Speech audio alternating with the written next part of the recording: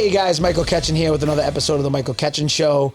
Another episode in Arizona. I'm very happy to not be in New Hampshire, and I'm joined by the lovely Starr Cochran. How you doing? Hi, Michael. Thank you for being here.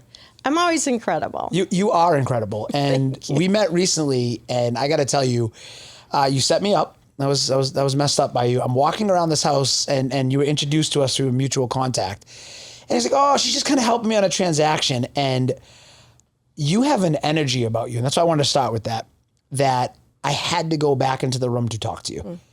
And I don't know if you've been told this before, because I'm usually the guy with that. We would be dangerous together because I kept being drawn back. It was like a magnet. It was like a yin and a yang. You were just a very impressive woman. So thank you for being here. I feel honored to have you on the show, truly.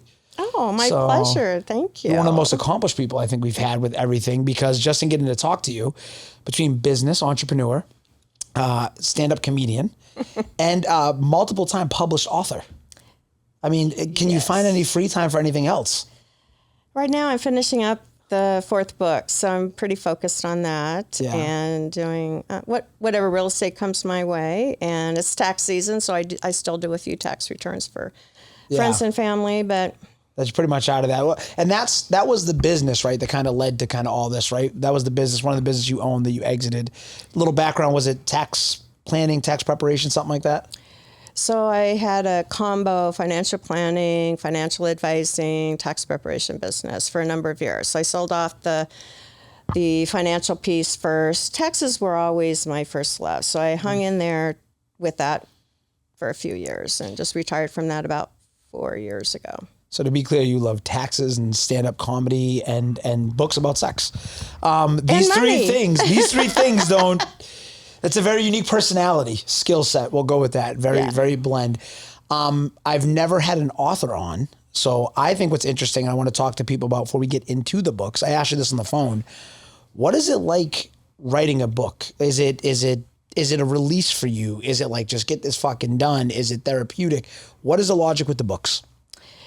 So for the first 2 books, they're financial novels, and it's about how 4 women get together and learn about money, and they're each in a different financial and personal situation. And that came about because I had a friend who said, I should learn about money, but unless it's in a novel, I'm never going to get it. And I went, well, isn't that interesting? Nobody had ever done that. So it took about a year of it incubating in my head to figure out how to do that. You can imagine how complicated that is you have to come up with a storyline, engaging characters, and then it has to be educational and interesting. Yeah. And it is money, and more money can be boring, but not if you read my books. I would say no, we're going to get to that. But no, I think that's great, because as a former teacher who got into this, and I still consider myself a teacher. I love teaching. I hate fucking school and public school and all that bullshit, but it's what gets me in trouble. They keep asking me to go back to speak. Like I gave a keynote at one of my colleges a couple of years ago. I don't know what they were thinking having me go back. This was during COVID, and they're all, masked up and all this other nonsense. And I just started talking about positive, but like direct, like you guys are coming into the greatest time in your lives. You have the cheat code. You have all this opportunity, and you could have heard a pin drop because it's been all doom and gloom. And that's the problem with education. But teaching, I love teaching, and I consider myself a teacher. And I definitely consider you a teacher. It sounds like, was that kind of, your friend says that, but I mean, on a grander scale, I got to imagine there's some part of you that enjoys sharing some of that knowledge. I do. I think I've always thought of myself as a teacher, and I thought I was going to become one. Yeah. But it just kind of didn't work out that way. Yeah, saw the salary and said, I can't. It was that, but it just wasn't the passion anymore. Yeah. And what I discovered was first law enforcement. So we didn't even touch about that. I did that, What were you doing in law enforcement? I was a police officer way back 100 years ago. Oh, and so, are you serious? Serious, in Tucson, yeah. You have any crazy stories from arresting people? It taught me a lot about humans, human behavior. Well, tell me some of that. Tell me, what did it teach you? Well, and it taught me a lot about myself. What I learned about humans is that always give them respect. And most of the time, they'll give that back to you. So when somebody knows they're going to get arrested, they know they messed up, and you're just doing your job. If you have the opportunity to give them that respect, it makes it a whole lot easier. That translates to business pretty well, too. Yes. Doesn't it's it? True. It's very interesting. You go through so many transactions. I've done so many. I know you have too, in multiple layers, multiple realms of business. And it is always refreshing when things go smooth, but there's always those ones where someone has to fuck it up. And it goes from that just baseline fundamental of, we're going through one right now, and it's gonna go off the rails here in a couple of days. They don't know yet, and this will air after, so I don't care. They destroyed this transaction. The transaction is going to get blown up because of their short-sightedness, because their inability to communicate. They tried to undercut. They're trying to go around us and slash the price. And it's like, that's such a short-sighted mindset where it's like, this is a relationship business. Right. Exactly. There's no way we're not going to cross each other again in this market specifically, because it's a tiny market. What are you doing? They didn't even know. My insurance guy, turns out, was quoting them insurance, called me today. He goes, hey, you're on this building. I insure this building for you. They're trying to make stuff up right now. And I'm like, so now you're going to, with attorneys, the whole thing is a mess. But that is a good life lesson just from de-escalating, reading people. And that's why I go back to the energy piece. I think you do a really good job with that.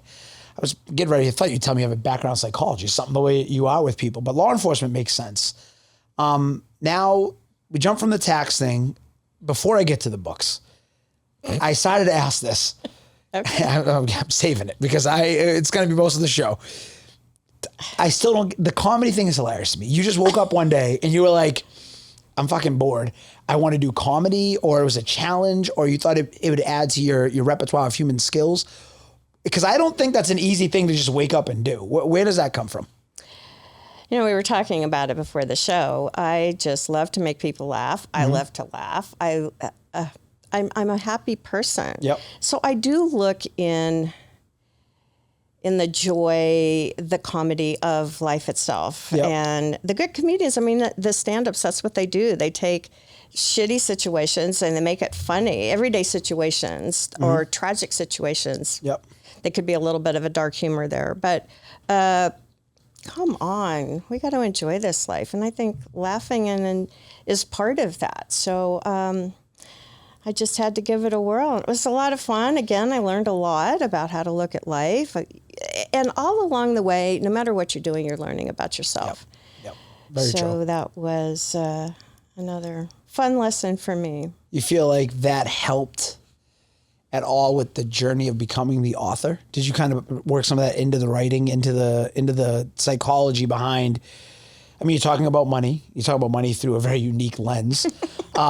Did you work some of that in? Because I feel like you're taking what's essentially, like I enjoy, I was saying before we went live, my wife, getting her to read a bit, I think she's read Rich Dad Poor Dad, that's it. She's not reading any of the business books. I have found your copy of one of the books I bought on her side of the bed a couple of times. And I find that interesting because I'm like, now, I don't know which side of this title she's interested in reading. Got some stuff to self-evaluate here.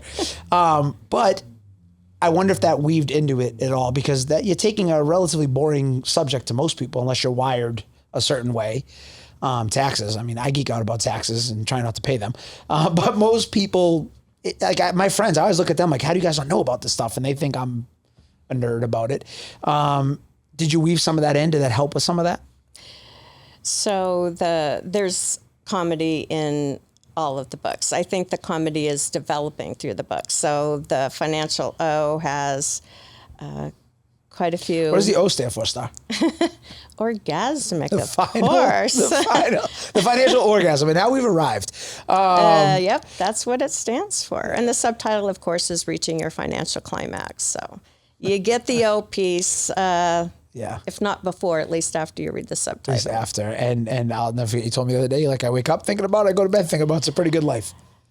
I do. I research it. I'm writing it. I'm reading about it. I do. I talk about it. That's what I talk about. And so things just come out of my mouth that I don't even expect to. Yep.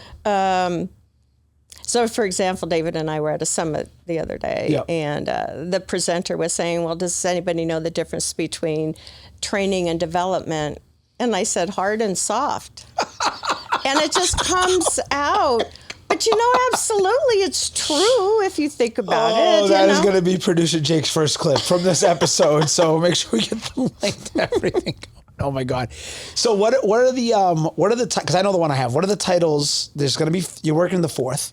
Fourth book. Titles first, second, third, and fourth. Let's just run through those real quick. Okay, so the Bread and Butter Chronicles is the first. And that's the one your girlfriend inspired you to write. With the idea, okay. The sequel is Dough Rising, so same characters.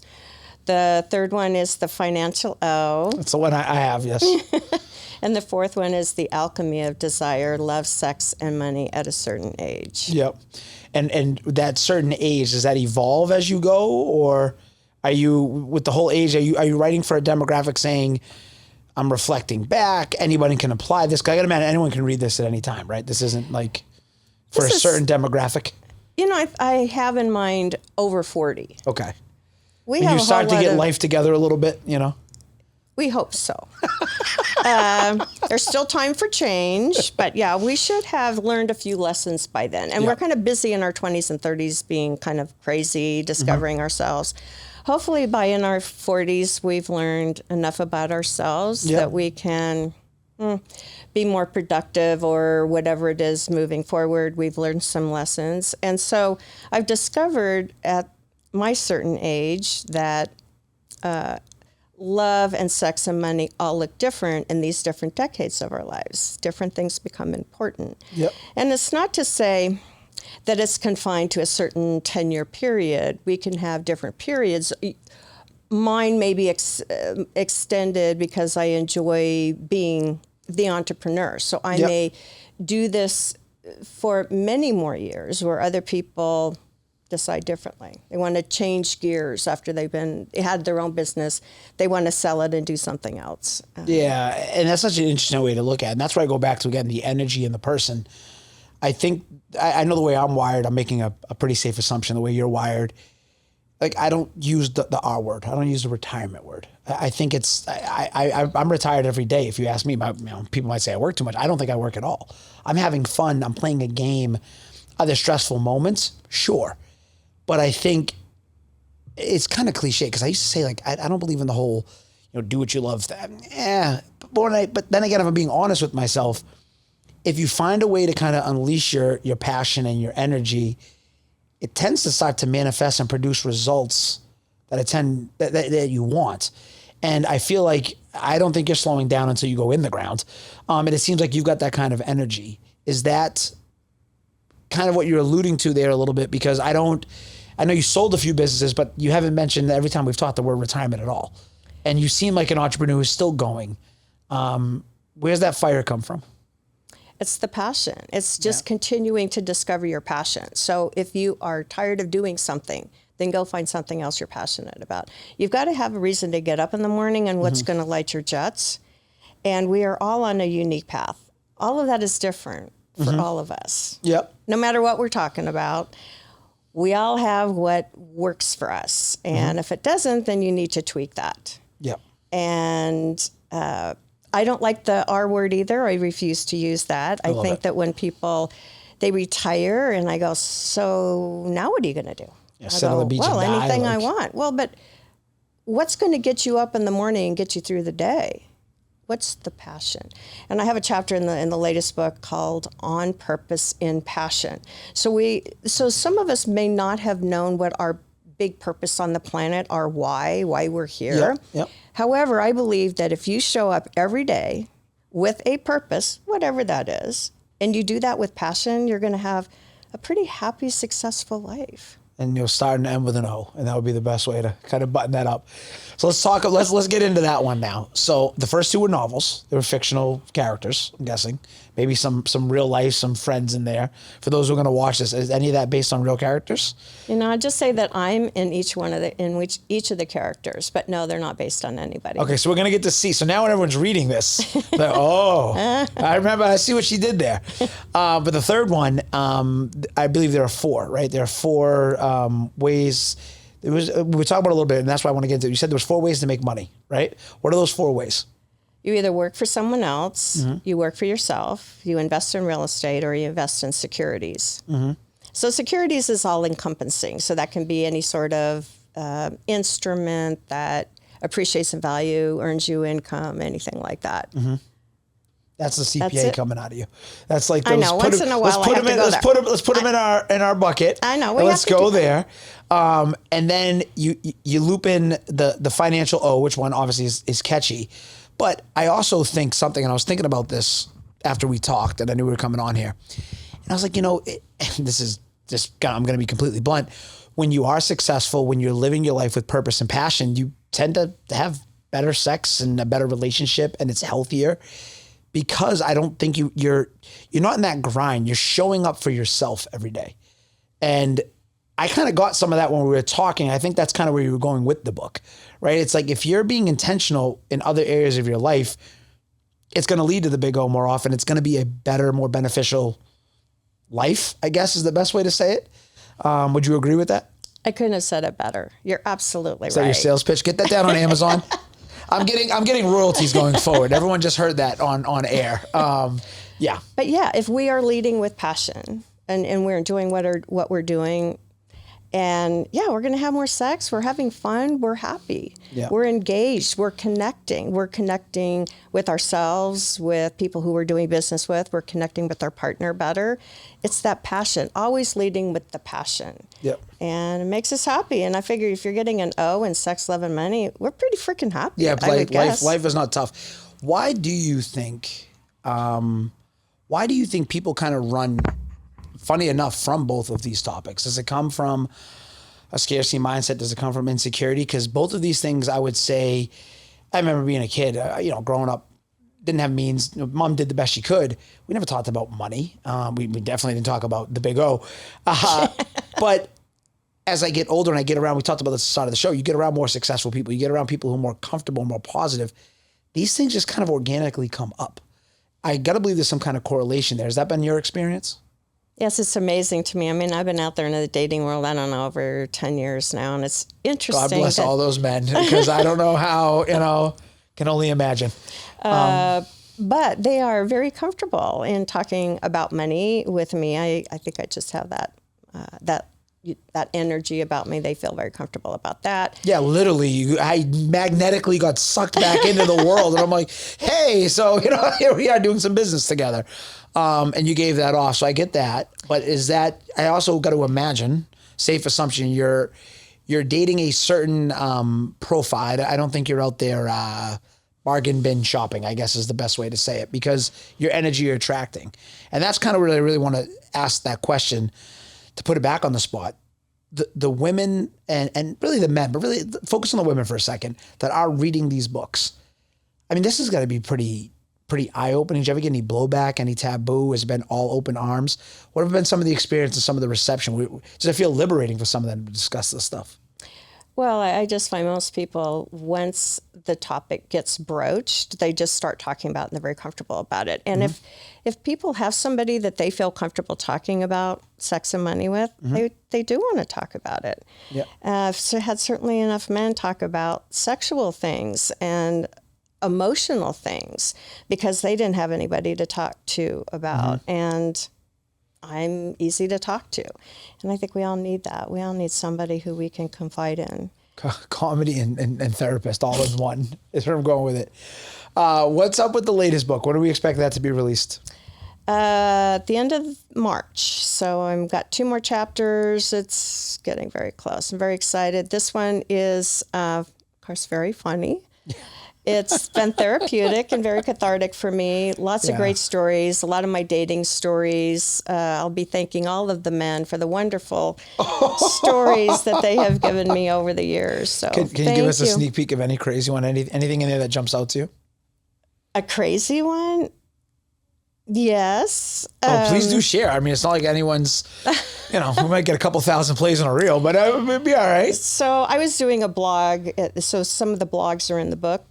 Oh, where was the blog? Where were you writing this blog? Just like on your own time? It was called loveandsex@a-certain-age.com, and I wrote several blogs. Yep. And then I got kind of sidetracked doing whatever. So somebody says, well, how about just doing a book about love and sex? And then I decided the money needed to be in there too, because that really sets me apart.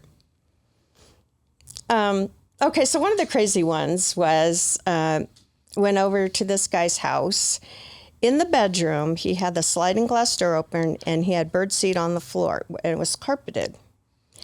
And I said, so what about that?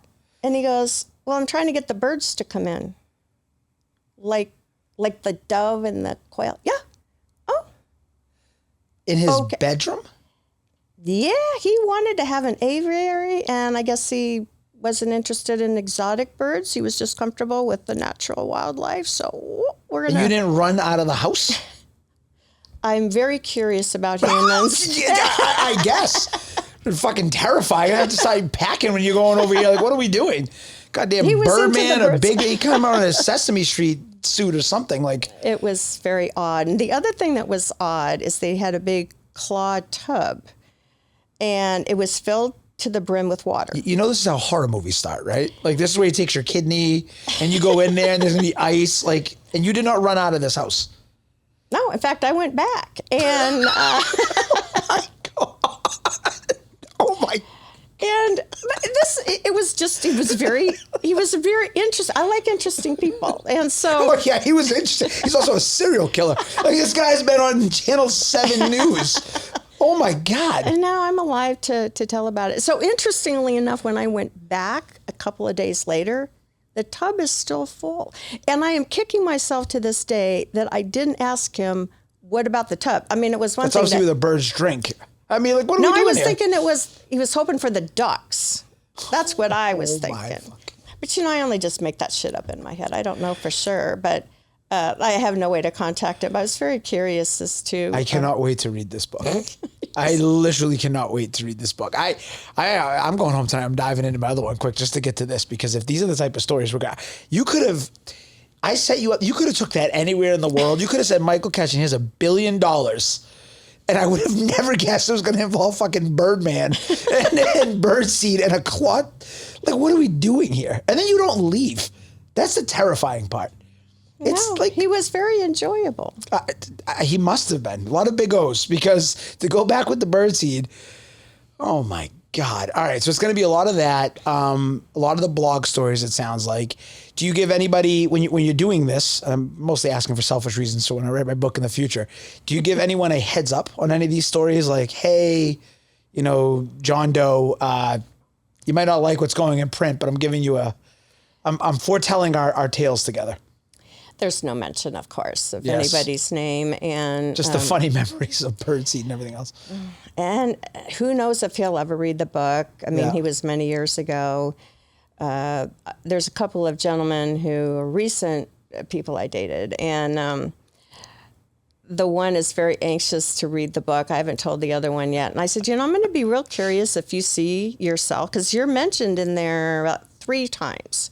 Okay. And I said, it'll be interesting if you see yourself in that. And I'll be curious. So, I mean, yeah, you're of course writing from your perspective, and that is very, very introspective. And I'll be curious. Like, I would love to be a fly on the wall for that conversation after he reads the book. We might have to have you back on like a post release, just drop a little nugget in there and say, he was thrilled, or he was very upset, and he wants to do better. I think if he does see himself, this particular gentleman will love what I had to say about him. Oh, okay. Well, then at that point, maybe he'll be pretty thrilled. Maybe he'll be buying a couple copies, get a couple signed copies. I guess we shall see. Now I can't wait. I'm excited about pre-order on Amazon right now. And I'm guessing these are all available on Amazon? They are. Yep. That's awesome. What is next for you? Give me a question I like to ask people. Give me 5 years from now, what do you kind of want it to look like? I'm going to be doing, I think, some keynotes. I still have quite a few books under my belt. There's a couple novels that I've started. You really like the fictional stuff, huh? No, just depends. I am a storyteller. I love a good story. You love to hear people's stories. I do too. Yeah. It just, it enriches my life. It gives me great material for books. And I think the fiction thing, the reason I say the novel, to me it's fascinating because you're building a world, right? And to think about something like that conceptually, and then to be able to tie it to the topics you're tying it to, there's a lot going on in there. So there's a lot happening right now. Well, in the novels that I've started, don't have anything to do with money. They were just going to be really good stories. And again, it's about journeys. It's always about the journey. And they're both very different, but we'll see. Do you have a joke? I mean, I'm assuming you still talked with a girlfriend that prompted the first book. Did she end up, getting some of the results you talked to her about that book? Yes. And how she set you on this journey that led to birdseed and claw tops?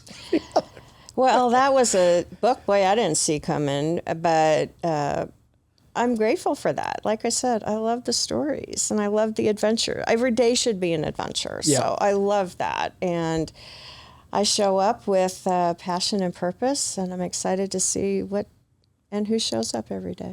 I love it. All right. So the other thing I want to get to, we come up against it.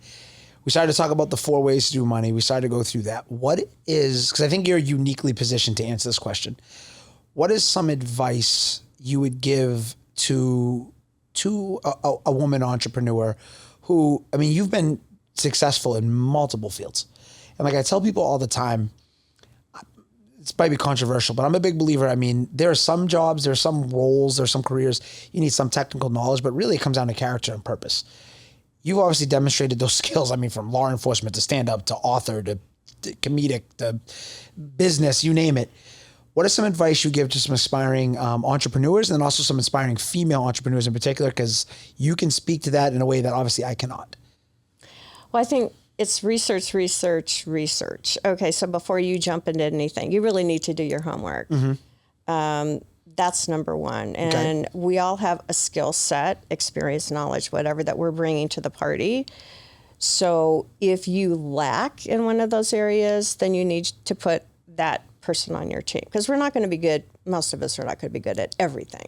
So we need somebody to come in and help us with that. And team is very important. And it also helps us keep motivated. Yep. The hero walks alone kind of thing. Mm-hmm. And it can be a pretty lonely journey when you're out there in the trenches by yourself. And yes, we are responsible for our own success, but we certainly need a support team. You need like a tribe. Yeah, one of my favorite, do you know Dan Sullivan by any chance? He wrote like Who Not How, 10X is easier than 2X. You familiar with any of those? I read those long time ago, yeah. So Who Not How is one of my favorites. And when you do listen to this, the gem that was just dropped there, make sure you go back and get it 3 times, is you're the visionary, obviously you're leading it, but you need good people to go far.